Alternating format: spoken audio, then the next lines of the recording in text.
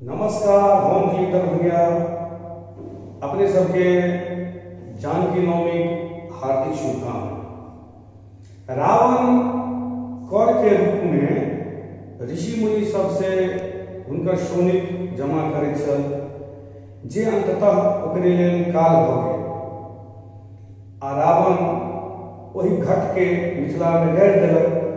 मिथिला में अकाल भऽ गेल। राजा जनक जी हर चलेला, जाहिसँ सीता के अवतरण भेल। यह प्रसंगक सोहर अपने सब सुनल जाओ।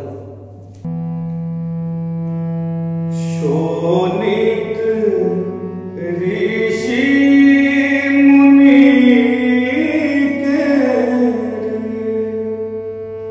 आरे रावण ले काले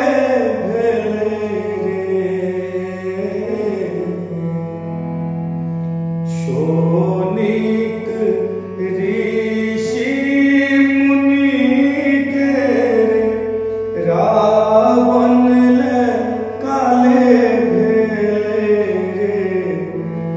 ललना रे मिथिला भूमि घट गारल, मिथिला में अकाले पड़ले रे। ललना रे मिथिला भूमि घट गारल, मिथिला में अकाले पड़ले।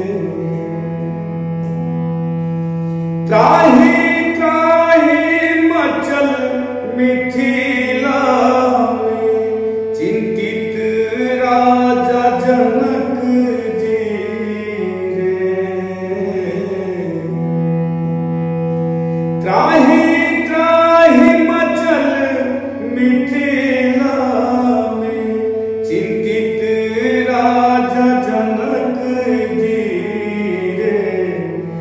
ललना रे राजा बजौलत ज्ञानी प्राणी, पूछैत विपदाक हल की रे।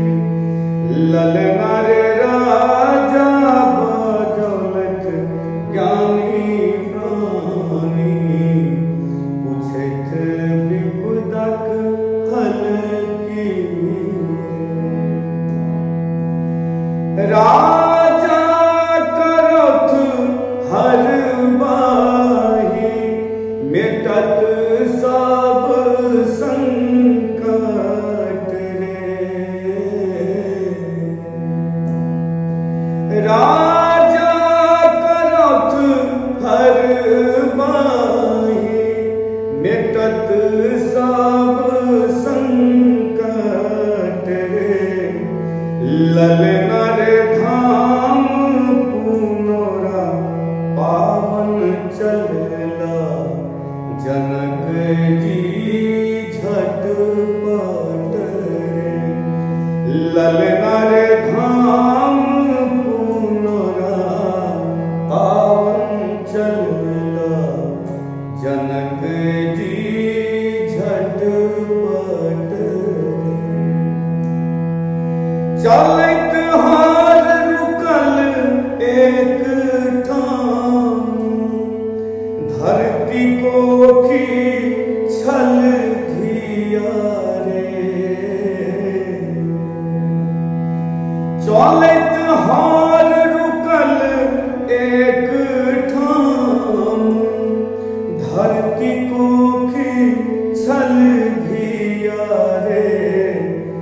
ललना रे मिथिलाक विपदा हरै लेल, प्रगट भेली सिया रे।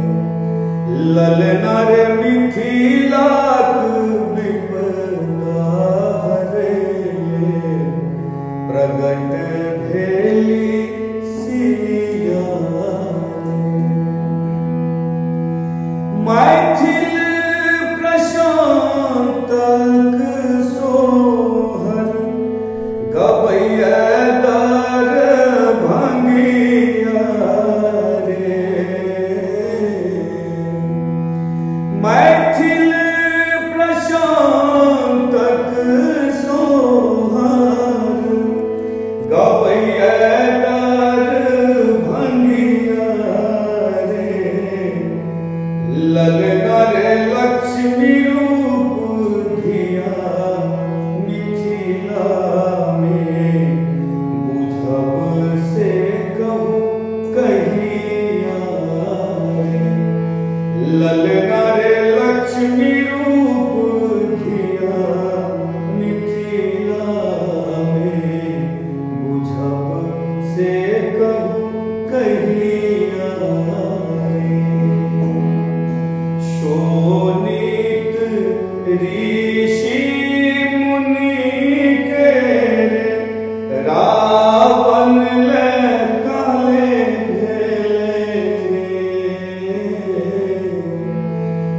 शोणित ऋषि मुनि के रावण ले काले ललना रे मिथिला भूमि घटकार मिथिला में अकाले पड़ले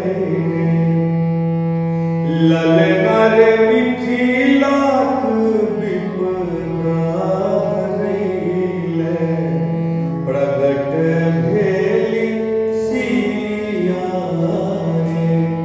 ललना रे मिथिला विपदा हरैले प्रगट भेली सिया ललना रे मिथिला विपदा हरैले प्रगट